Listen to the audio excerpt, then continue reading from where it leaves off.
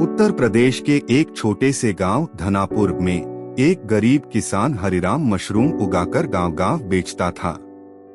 उसका बेटा राजू बचपन से ही मेहनती था।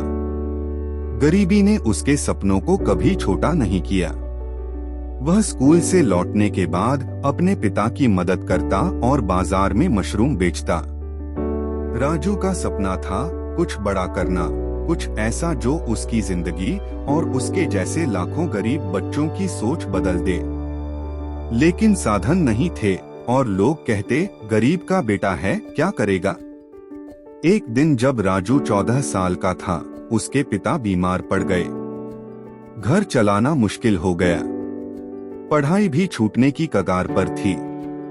उसी दौरान उसने देखा कि स्टेशन पर एक बूढ़ा आदमी चाय बेचता है और लोग उसकी बातें बड़े ध्यान से सुनते हैं। राजू के मन में विचार आया, अगर मैं चाय बेचूं और साथ ही कुछ अलग करूं तो शायद कुछ कर पाऊं। उसने स्कूल के बाद स्टेशन पर एक छोटा चाय का ठेला लगाना शुरू कर दिया। लेकिन यह सिर्फ चाय की दुकान नहीं थी, वह चाय देते समय हर ग्राहक को एक प्रेरणादायक कहानी सुनाता। गांव के कुछ लोग मजाक उड़ाते, देखो मशरूम वाले का लड़का अब चाय बेच रहा है, कहानी सुना के क्या कमा लेगा। राजू के कुछ दोस्तों ने भी उसका साथ छोड़ दिया। कभी कभी राजू खुद सोचता था, क्या मैं बेवकूफ हूँ? क्या ये सब करने का कोई मतलब है? लेकिन हर बार वह अपनी माँ की बात याद करता, राजू, मेहनत कभी बेकार नहीं जाती। एक दिन स्टेशन पर एक बुजुर्ग लेखक श्री शरणनाथ चाय पीने आए। उन्होंने राजू की कहानी सुनी और पूछा, बेटा तुम ये कहानियाँ कहाँ से लाते हो? राजू बोला, कुछ किताबों से, कुछ लोगों से और कुछ अपने सपनों से।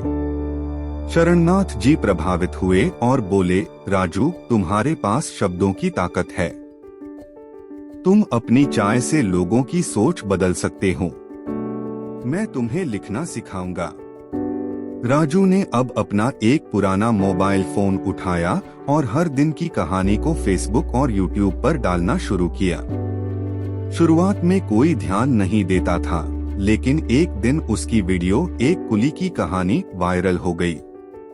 लोग कहने लगे, ये चाय वाला तो दिल जीत लेता है। जब राजू की पहचान बनने लगी, कुछ पुराने दुकानदारों ने उसकी शिकायत कर दी, यह लड़का स्टेशन पर भीड़ लगा देता है। उसे स्टेशन से हटाने की धमकी दी गई। पर वहीं कुछ लोग उसके मददगार भी बने। एक यात्री ने राजू के लिए एक छोटा किराए का दुकान दिलवाई।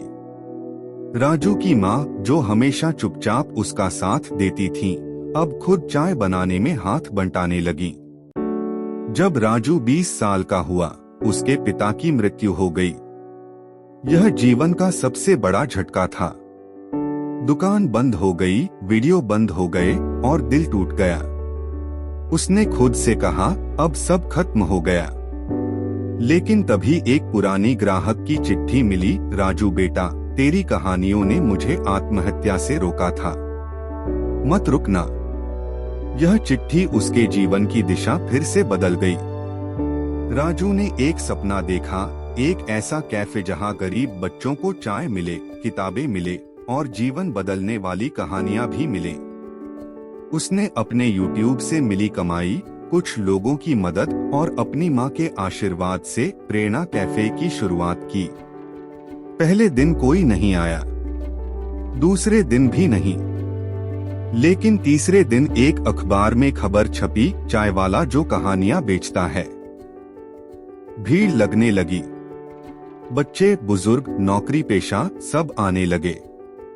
राजू की प्रेरणा कहानियां अब कई स्कूलों, NGO और सोशल मीडिया चैनलों में पढ़ी और देखी जाती थीं।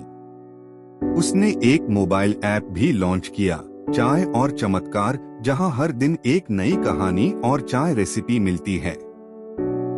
एक दिन उसी स्टेशन पर एक बच्चा चाय बेचते हुए राजू से बोला, भैया मैं भी आपकी तरह बनना चाहता हूँ।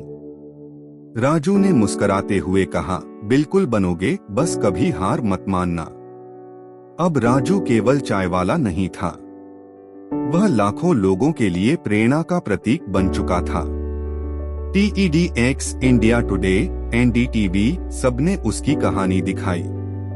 पर वह अब भी हर सुबह अपनी माँ के साथ चाय बनाता और हर ग्राहक को एक कहानी सुनाता, जैसे पहले दिन।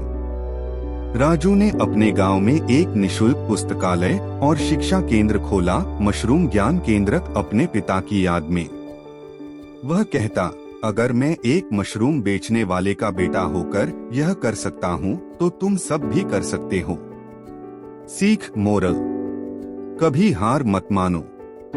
परिस्थितियाँ चाहे जैसी हो, अगर इरादे मजबूत हो तो चाय बेचते हुए भी दुनिया बदली जा सकती है।